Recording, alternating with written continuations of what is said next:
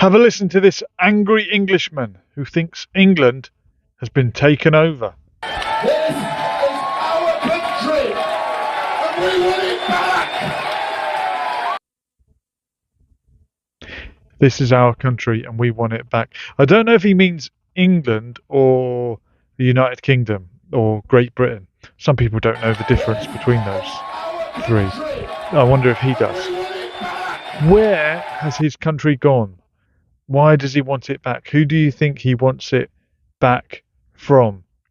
Has his country really been taken over or lost? I wonder. Does he think that there's too many foreigners in the country? Is that the problem? Does he think there's too many Muslims here and they don't have British values? Some people think that. Nigel Farage was accused of thinking that the other day, but he denied it. He said he thought it was a minority, a significant minority of young Muslims who don't have British values, whatever British values are. But I wonder who this gentleman is pointing the finger at. And what must it be like to live in a country? Let's say, for example, I don't know, Muslims.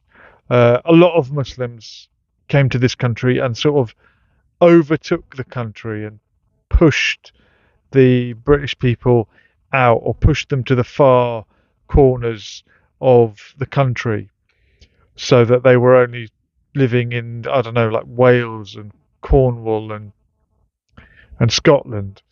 And they sort of declared the rest of it an Islamic country because their religious belief led them to believe that, I don't know, any Muslim anywhere in the world could come and live here tomorrow and be granted citizenship, and they could live in like exclusively Muslim towns and villages, you know, with like Sharia law, that sort of thing. Imagine this happened, and then imagine we're 76 years in the future and we haven't won our land back and we're still being attacked, still being bombed by these immigrants that have come from many different countries all over the world, and more of them can still come because they've got that right, and the British people don't have that right. I wonder what this guy would make of that, or if that had happened somewhere else, surely he would be. I mean, if it was happening now, he'd be surely speaking out against it, wouldn't he?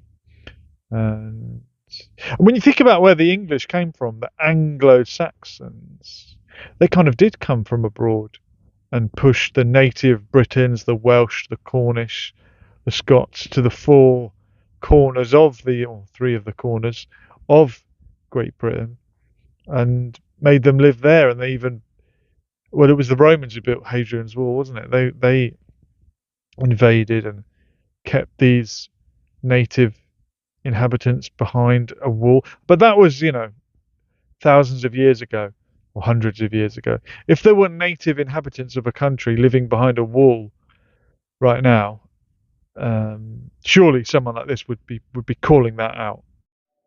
Subscribe to the channel, please.